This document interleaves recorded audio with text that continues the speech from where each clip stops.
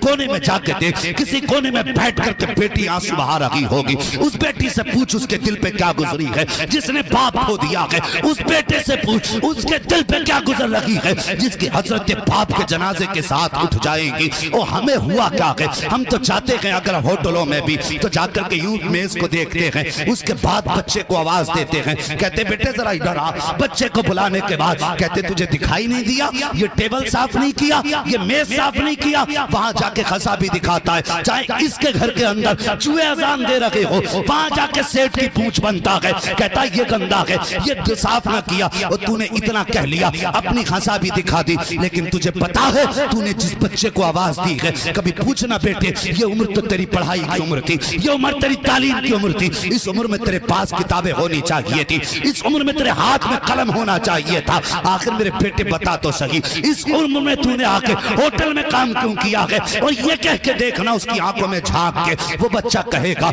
मैं भी चाहता था स्कूल जाता, मैं भी चाहता था मदरसे में तालीम हासिल करता, मेरी भी ख्वाहिश थी कि मेरे हाथ में कलम होता, मैं भी ये चाहता था कि किसी के झूठे बर्तन न धोऊं। लेकिन जिस दिन बाप का जनाजा उठा, मेरी माँ ने कहा बेटे बस्ता रख दे, अब तेरी उम्र पढ़ने की नहीं रह गई है, देख बहन बड़ी हो गई है, अगर ये घर से बाहर जाएगी हमारी इज्जत चली जाएगी, इसलिए लख्ते जिगर जा कहीं जाके काम तलाश कर ताकि तेरी बहन को और मुझे इज्जत से घर में बैठ के रोटी मिल सके। वो बच्चा तुझे बताएगा मैं भी पढ़ना चाहता था लेकिन यतीमी के दाग ने मुझे मजदूरी पे मजबूर किया है, मेरा भी बाप होता मैं भी कलम चलाता, लेकिन जिस दिन से बाप गया है माँ ने उस दिन से काम पे भेजा है, और जब शाम को 150 लेके जाऊंगा तो या तो इससे राशन आएगा या मेरी माँ की दवा आएगी। और यार तुम जाकर के कहते हो ये टेबल साफ ना की, ये तूने बिस्तर साफ ना किया, ये कुर्सी साफ नहीं की। जब तुम बच्चे को डांटते हो तो तुम्हारी डांट उस वक्त सिर्फ डांट होती है,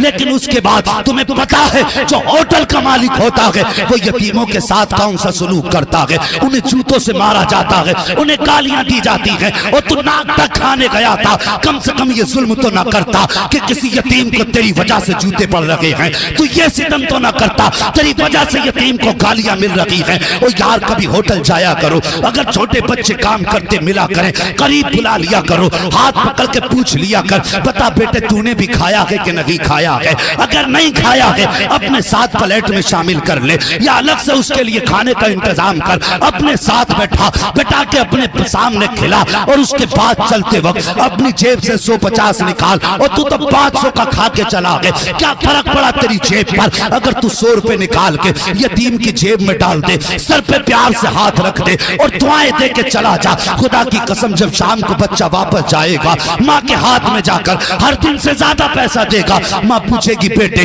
तेरी मजदूरी तो 100 रुपए थी, बताइए आज 200 कहाँ से लाया है? यतीम बच्चा रोएगा, कहेगा माँ बाप तो न था लेकिन एक बाप का जैसा प्यार लेकर के आया था, जब उसने सर पे हाथ रखा था तो ऐसा लग रहा था जैसे बाप ने शफकत से हाथ रख दिया है। अल्लाह अकबर, कहेगा माँ वो प्यार भी दे के गया है, पैसा भी दे के गया है, और तुझे पता भी नहीं है, तू सोच भी नहीं सकता जब बेवा ये जुमला सुनेगी खुशी में हाथ उठ जाएंगे और कहेगी या अल्लाह जिसने मेरे बेटे को खुशियां लौटा दी हैं उसकी नस्लों को आबाद कर दे। खुदा की कसम अभी हाथ नीचे नहीं आएंगे, खुदा की रहमतें तेरे घर में पहले उतार दी जाएंगी।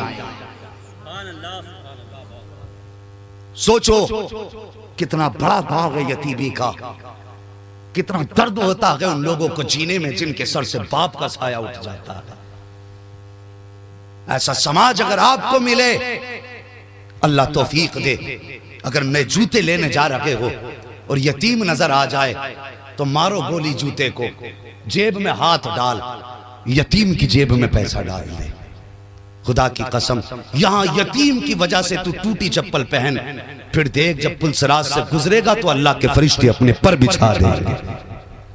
करना ऐसे काम, लेकिन है क्या, हालात क्या है, गौर कीजिए। ये समाज है हमारा, ये बैठे हमारे भाई लोग सामने, अल्लाह भला करे, सबकी नस्लें अल्लाह आबाद रखे और सबकी उम्र में बेपनाह बरकत अता फरमाए।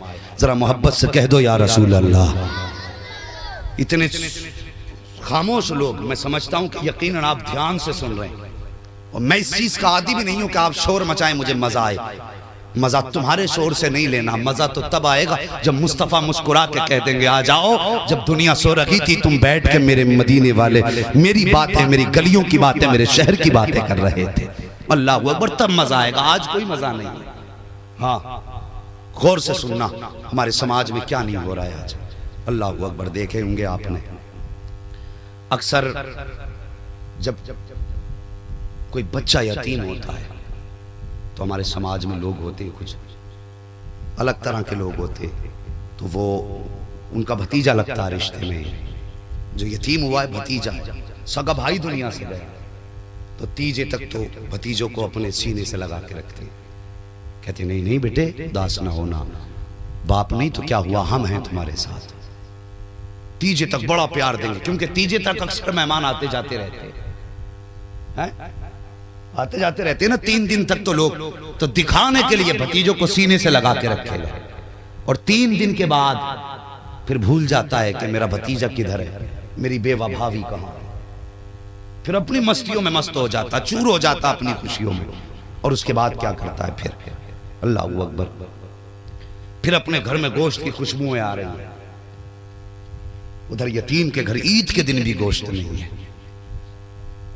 ये हमारा समाज है, ईद के दिन भी गोश्त नहीं है। अगर किस्मत से बकरा इसने काट लिया तो ये नहीं देखेगा कि मोहल्ले में गरीब कौन है, कौन ऐसा जिसने जिंदगी में कभी बकरा नहीं खाया होगा महंगे की वजह से, ये नहीं, ये देखेगा वो कौन लोग हैं जो हर 8वें दिन बकरा खाते हैं, उसके यहां भेजता बोटी छांट के, जो हर 8वें दिन बकरा खा रहा है। और यार जो खा रहा है उसको तो अल्लाह दे ही रहा, कम से कम आज उसके दस्तरखान पे बकरा भेज दे जिसने कभी खाया ही ना हो। फिर देख अल्लाह की रहमतें कैसे उतरती हैं। तो हम दुनिया को खिला देते, उस दिन भतीजे भूल जाते हैं। होगा कोई रिश्तेदार, वो कितनी बार ऐसा भी होता है भाई, कितनी बार ऐसा होता है, अगर अपना बच्चा कोई अच्छी चीज खा रहा है या गोश्त खा रहा है या अच्छा खाना खा रहा है, और भतीजा अगर यतीम सामने से आ गया, इशारा करके कहता अंदर चला जाओ, वो देख तेरा भतीजा भाई आ रहा है, उसकी नजर लग जाएगी, ये कह के अपने बच्चों को अंदर डाला जाता, जाइए इसके सामने मत खा, हटना यहां से, वो देख लेगा। ओ भाई, कयामत की निशानियां पूछने वालों, अगर यतीम भतीजों की नियत पड़ने लग जाए खाने पे, तो समझ लेना कयामत सर पे आ चुकी है। आज कहां गया वो प्यार जो रिश्तेदारों को दिखा के बड़े बड़े दावे किए थे? कहां है वो मोहब्बत जो रिश्तेदारों को दिखा करके बड़े बड़े लंबे लंबे नगमे आलाप रहा था कि नहीं खुद फाके रह लूंगा, अपने भाई के बच्चों को नहीं फाके से सोने दूंगा।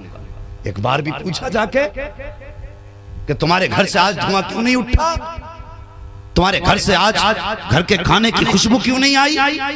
पूछा कभी?